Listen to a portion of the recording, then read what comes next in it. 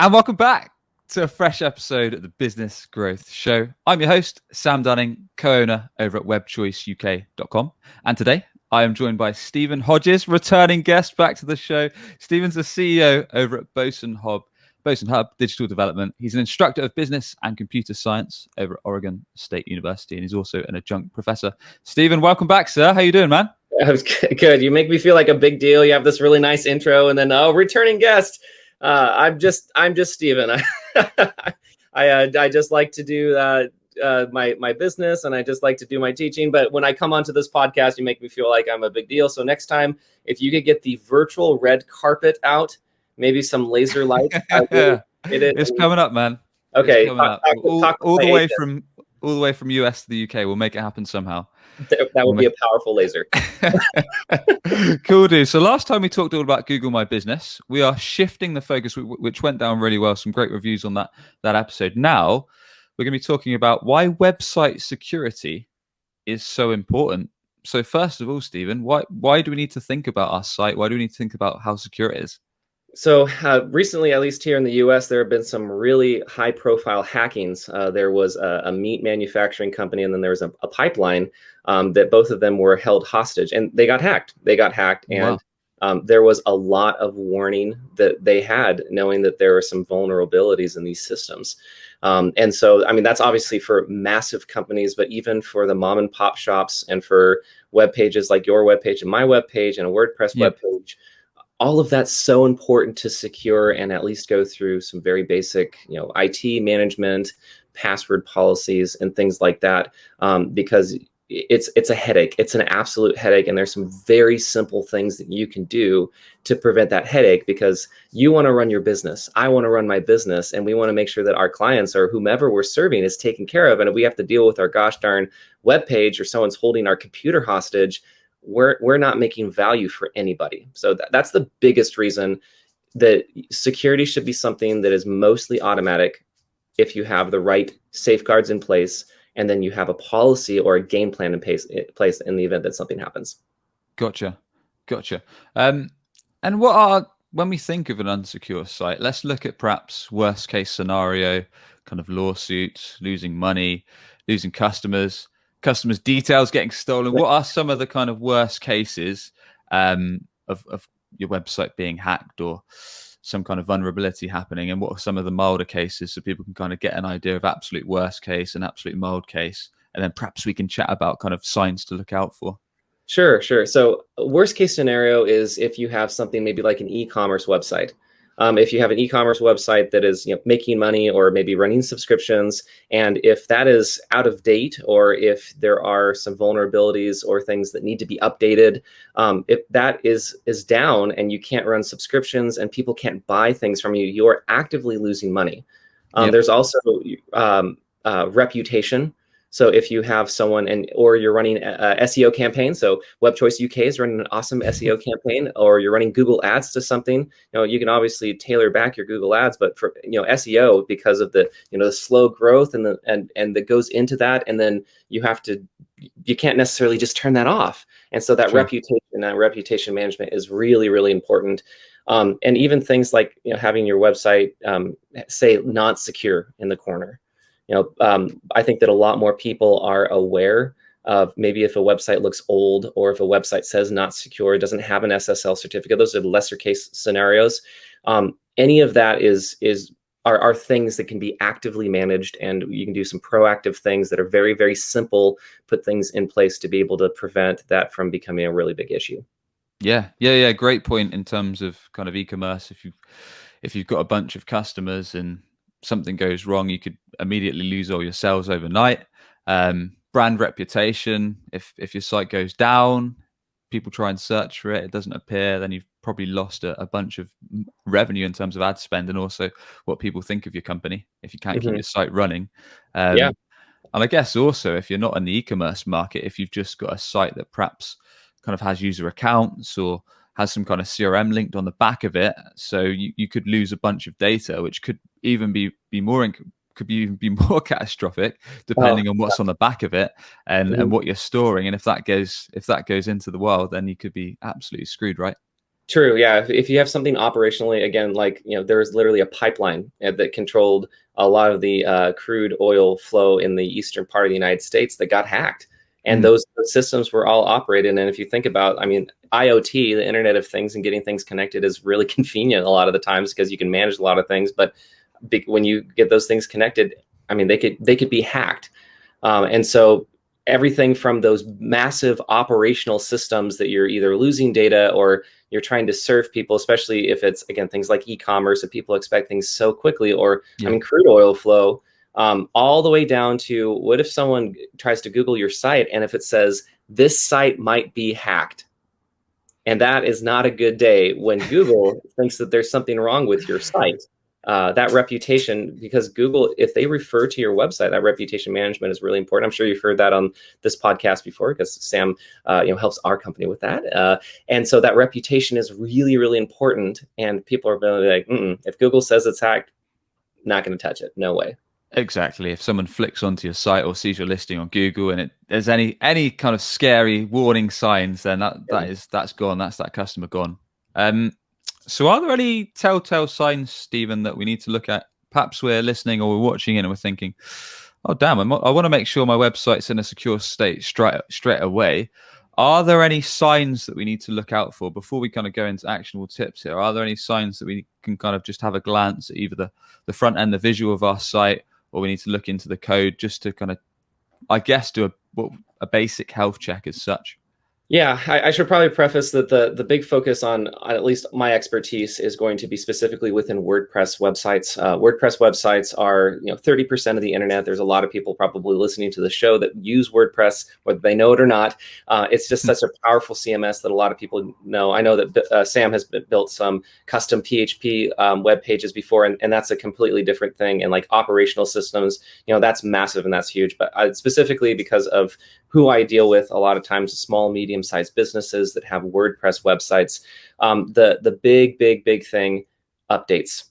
Right. Updates are so massively important. And it used to be really, really dangerous, almost, well, dangerous is not the right word, but it was up in the air on if you updated something, if your site would break. It's because WordPress has plugins, themes, and core. And especially when WordPress comes out with massive core updates or if like a security patch or something like that, because it powers 30% of the internet, it's so important to stay on top of those updates. So I sometimes will onboard into a website and then they have like 30 updates that are available, and I'm like, oh my goodness. And this is a massive red flag. And if you've done an update and something's broken on the site, and you know that you need to fix it immediately. I do mean immediately. Whatever you need to do, either building a child theme, finding a new plugin, or whatever it is, that should be top priorities. Making sure that your website can be can get patches, because a lot of times, a lot of those patches that come through, it's because there's a vulnerability that was found, and then that patch goes through, and then if you update the plugin, and then suddenly you lose your ability to schedule clients or whatever it is, finding a new pivot is a really, really important thing. That's probably the biggest flag. Gotcha. And in terms of updating the platform, so you're quite right. WordPress quite regularly needs updates, and as do many other website platforms that you might design or build your site on. Is that something we can just jump in and do ourselves, and we can just literally click update, bang, done? Or is it something we should get the help of perhaps a more specialist developer, or is it a bit of both? Yeah, so I'm a teacher, so I'm always about empowering the end user, being educated about what's going on, and so there are really two approaches to this. If you want to do everything yourself, or if you don't maybe have the budget to hire a professional, you can absolutely go about this. However, there are a couple of very inexpensive tools that you can use that they do cost money, but they're worth every single penny. One of them is I use a suite called WPMU. They're an Australian company, and they have a system that if there's an update and then if your site breaks, it'll automatically bounce back automatically, which is really, really great. And so we have those set up on a lot of our client web pages that it'll do it. And then if there's an issue, it rolls back. And then I get an email saying, hey, there's something that goes wrong. And historically, previous to maybe about WordPress 5.2, there were a lot of changes that came through, particularly like when Gutenberg came along and stuff like that. There were a lot of potential breakages. In my experience, though, and we actively manage a couple hundred web pages. It's pretty rare these days if the web page is built properly. There's also, I'm a big fan of a company called SiteGround. SiteGround has daily backups. So if you go through and you can literally click update, update, update, and then you check your website, and that's all you got. That's all you got to do. Open it, clear your cache, open it up in an incognito window, and look through your website. And if it's all good, it's great. And if something doesn't work, you can click and you can restore in 5-10 minutes, however long it takes for your website to restore. Those are, and SiteGround's a little bit more expensive than other hosting companies. WPMU for one site's like $15 a month on its own. So these tools do have a cost, but if you want to do everything yourself, that's worth every single penny. And if you're, heaven forbid, your website gets hacked, if you have those daily backups, whether it's the WPMU daily backups or SiteGround daily backups, you can do that. There's a couple of premium, like SiteGround has their premium. It's $20 a year. For their premium site scanner service or whatever it is, that's worth every penny, because if there's something that happens, you have somebody that you can talk to, and they can help you through it, and it's very, very minor investment. Now, if you are at a point in your business where you're like, I need to pass this off to a professional, there are professionals like myself and Sam. I think that you do this as well as part of your services, that you maintain websites, because if you're actively maintaining and you're doing little by little, that's way better than being like massive update, and then doing things like, okay, well, I know that I have to build a child theme, and then bringing in a professional and working with your budget. A lot of us are willing to do that depending on where we can partner with you. Nice. Well, that's useful, certainly as a starting point, making sure that your site's regularly updated and you're kind of keeping plugins up to date, you're keeping the platform itself up to date, and Absolutely. in terms of hosting, making sure you've got something whereby your site is regularly backed up. So if there is an issue, you can switch to a past version of your site and get something back up and running as soon as. So any other kind of key points that are really important that we need to kind of check over either regularly or something we need to check right now? So there is a company called iTheme, and iThemes is a wonderful company that makes they make their own security plugin called iTheme Security Pro. They very, very inexpensive plugin. Having those paid plugins is a really big difference versus free plugins. Okay. And so they come out with a security digest. And you can sign up for those. So I bought their suite probably 5-6 years ago, about a lifetime. It was one of those lifetime deal things, and so I'm stuck with them forever. And so I get Backup Buddy. So I use Backup Buddy. So not only do I use daily backups on SiteGround, but I use Backup Buddy because that backs it up to Dropbox. And so I have my client pages that, in the event that there's SiteGround is backed by Google, and so I don't really have any concern about either of those going down. But as a just in case, I have a copy of it there. And so in the event that you do get hacked, like massively hacked or whatever it is, someone logs in and deletes all your backups and stuff like that, it's on Dropbox. And so those types of things go a very, very long way. But iTheme comes out with a digest of different vulnerabilities. And so they come out with it, I want to say it's like once a week. And again, these are the types of things that we keep on top of because, we manage a couple hundred sites for our clients. And if there's something that's like, well, the automated update's going to go through in 3 days. Oh, this needs to get done now. And in general, at least for the small and medium-sized businesses, it's not urgent, but sometimes it is, especially e-commerce website.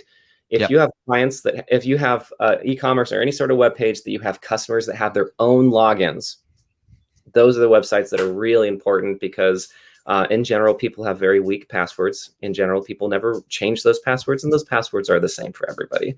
So really staying on top of it. And that's where you have to decide as a business owner, do you want to hire someone who's going to take care of it for you for $120 a month?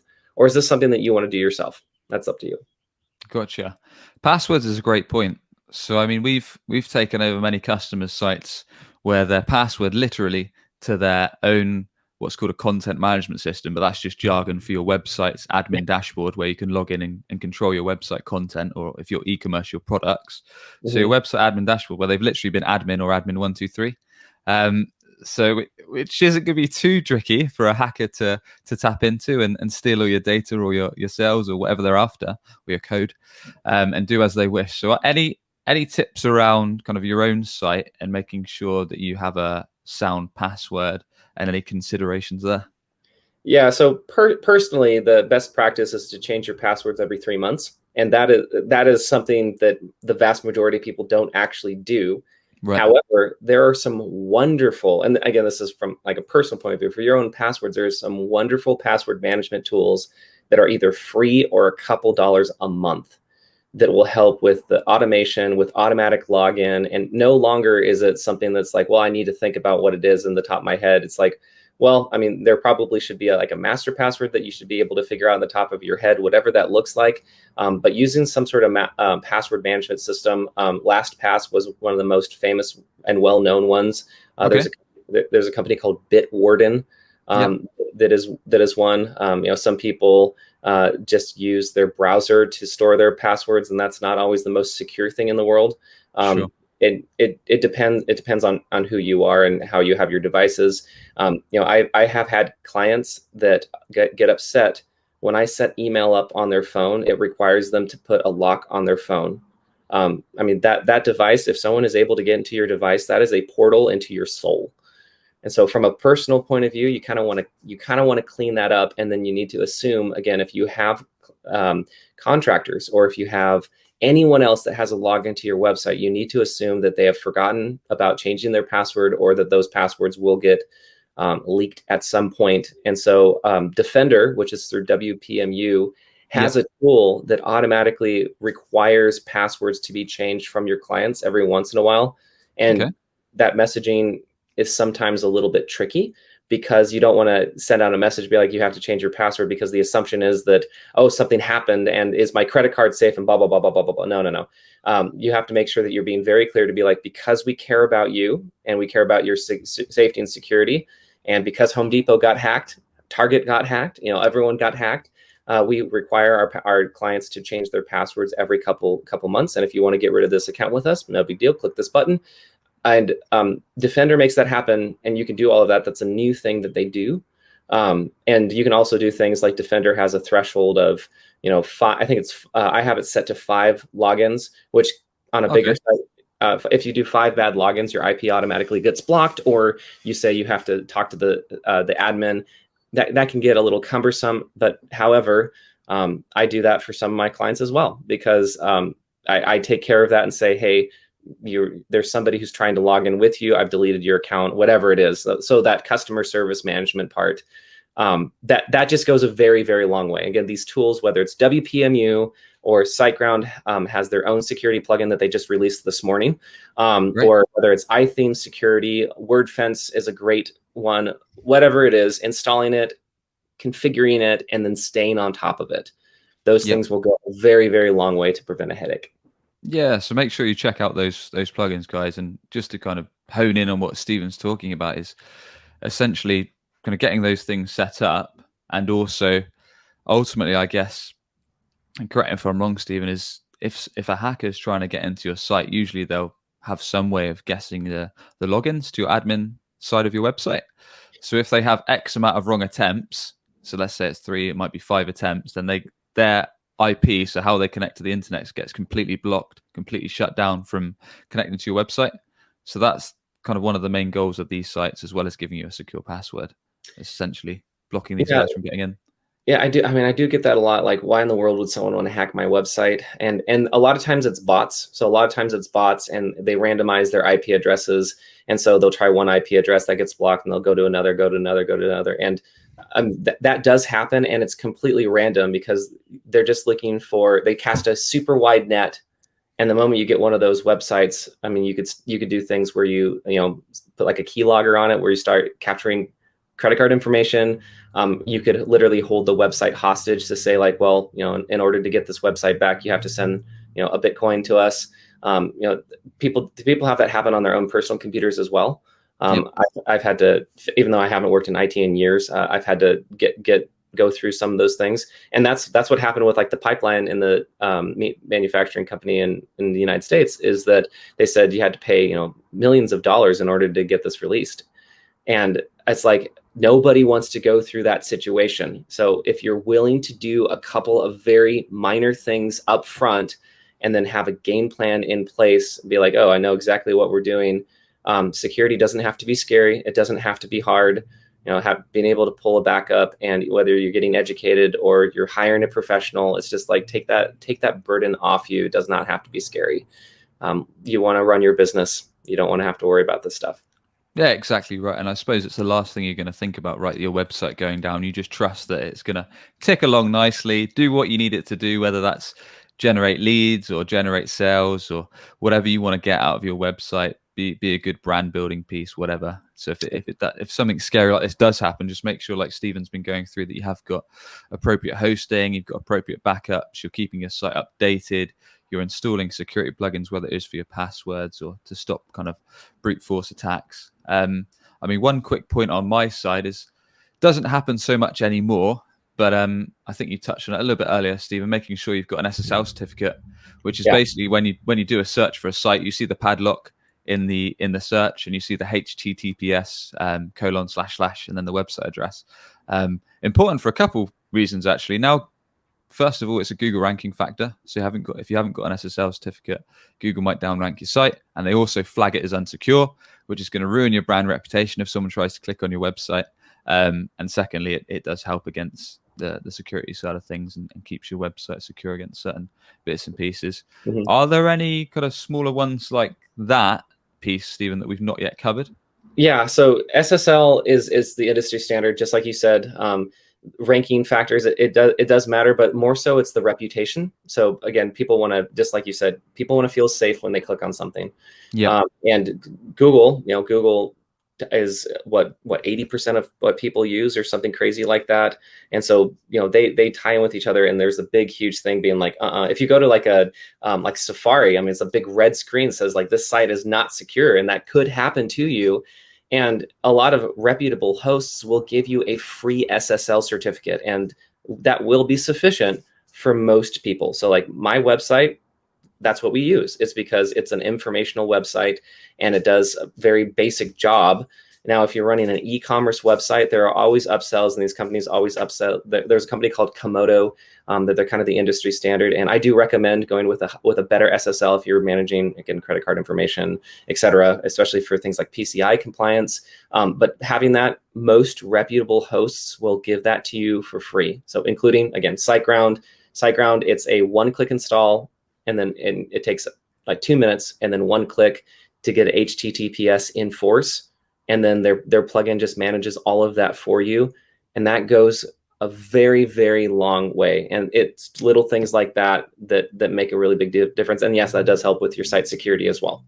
Nice. All right. Well, we've covered some good ground. Are there any other kind of more basic or lesser known things that we just need to perhaps be aware of, whether that is just making sure that users feel comfortable and secure and kind of have confidence when they're on our site, or any other points that we just need to have in place to essentially make sure our site's not going to get hacked and it's going to be safe and secure for the longer term? Yeah, so websites are living and breathing things. They are constantly changing, and they should be constantly changing. That's good for SEO, right? You want to have dynamic content on there, but you also want to make sure that things are staying updated. And if you build a website from scratch that's WordPress, I use Divi a lot. Get rid of any plugins that you don't need. Any plugins that are no longer supported, just get rid of them. Building a website that is as skinny as possible. Get rid of all the plugins that you don't need. Don't just install plugins just because you can. I see that quite a bit. Another thing is PHP gets updated every once in a while as well. And so there are new, I think 8.0 just came out and still in beta. And then the majority of my websites just moved from 7.3 to 7.4. Again, most reputable hosts, that should be automatic. However, that's something to keep in mind. And then the best practice for doing updates is start at the server level. So you start with PHP, then you do WordPress core, then you do theme, and then you do plugins if you're doing it manually. And every single time you click an update, you just check the site, check the site, check the site, check the site. And that's how you go about it. That's how you, and that's so vitally important that you're doing touch points on your own website several times. It's not just like it was, 10, 15 years ago that you make a website and just kind of slap it up there and expect it to live on forever. You do have to do maintenance.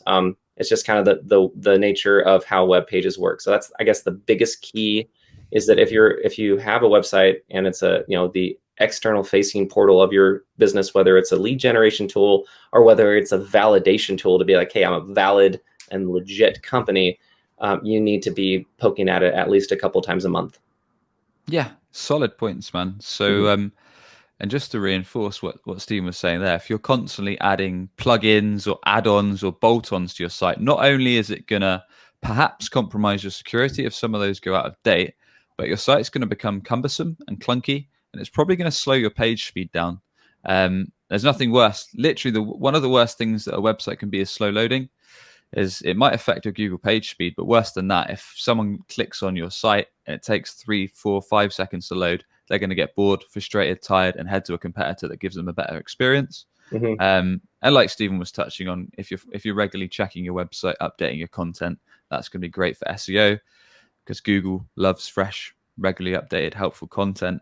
And one final point is, like Stephen said, your website literally is a living organism that's live 24/7. So make sure you are testing things, which isn't so much on security, but if you are running e-commerce, regularly testing on your end that the payment processing is working smoothly, or if you're more of an informational or lead gen site, testing out your inquiry forms, making sure they actually come through to you okay, which is an error we see all the time where people that come to us and say, my inquiry forms aren't working, well, have you tested them lately? And likewise, making sure your phone numbers are all up to date. It's just basics. Which aren't quite along the security lines, but just making sure that your website's working hard for you. And ultimately, if you're paying money on marketing or advertising, you want to make sure this site works as smoothly as possible to feed you leads or feed you sales or stand up for your brand. Anything else you'd like to close out on your end, Stephen? Yeah, I'm so glad you mentioned about contact forms. We use Ninja Forms. Ninja Forms is my go-to. A lot of people use Gravity Forms or Contact Form 7 as kind of the industry standard. But sure. I really, really like Ninja Forms. There's a free version, and then of course we have the paid version. I'm a big believer in the paid versions of these things, and it's like $50 a year, and it stores all of these submissions on the website. So if there's ever an issue with your email or whatever, you can go onto your website and all of your submissions are there. However, you want to make sure that you have your site secured. So in the event that someone tries to hack in, and then they get all your customer contact. Don't want to lose those leads. That's it. Nope. And then spam reCAPTCHA is a free tool, and it's through Google, and you can install that and integrate it very easily with Ninja Forms. And that's one thing. I had clients that are like, oh, we got rid of this because I was getting all of this spam. It's like either that or there's a couple anti-spam plugins that you can put on your website, but just use reCAPTCHA. It's so easy. Get that inquiry form on there, get those leads. Very, very good point to end it on. CAPTCHA. So just to dive in that a bit deeper, we've installed those on a few customer sites recently because I'm sure if you're a business owner, you've got an information-based site. If you've not got one of these, you probably get a lot of dummy or spam inquiries or offshore inquiries about all kinds of nonsense. If you something called CAPTCHA or reCAPTCHA, which is spelled CAPTCHA, I believe. And basically, it's a little tick box you can put under your inquiry form. You tick it, and sometimes if you do a special reCAPTCHA one, people have to click like which image is the bicycle. They choose the right images. It proves you're not a robot. Yeah, filters out a bunch of spam and saves you going through 100 emails a day that are probably a load of nonsense. So yeah, that's definitely worth installing. Nice ad. Cool, Stephen. As always, absolute pleasure. Thanks for going through some of the basics and some of the more detailed things when it comes to securing your website and giving yourself and your business peace of mind as well as your customers. With that, sir, please do tell us more about how we can learn from you, how we can connect with you, and the best way to get in touch. Best way to get in touch is that we are on Facebook, Boson Hub Digital Development. I'm also on LinkedIn, Stephen Hodges. My handle is Stephen M. Hodges. There's only one of me. I have the same grin every single time, just like this. And I always give an hour of free consulting. So if you hear this and you want a free hour of consult, I always do 1 hour just to send you in the right direction. Again, I'm also a teacher, and so I'm always willing to do that. And then we can either figure out, hey, are we going to host? Are we going to maintain this, or am I going to send you to a place like SiteGround? So that's the best way to get a hold of me. Is that our Facebook page is Boson Hub Digital Development, bosonhub.com, and also on LinkedIn, Stephen M. Hodges. Nice one, Stephen. We'll put all of those links over on the show notes, which will be at businessgrowth.marketing. And if you haven't yet installed Google My Business, we had an episode a few months back with Stephen all about Google My Business, why you need that, why you need to come up on local search, how that can help you build your brand, generate more calls, generate more inquiries, build your brand reputation review. So be sure to check out that episode. And with that, I want to thank you for tuning in. If you enjoyed the show, do hit subscribe. We share actionable tips across marketing every week with business leaders as well as myself. And we'll catch you on the next episode. We'll get those confetti cannons ready, right? That's it. All guns blazing. Cheers, guys. See ya.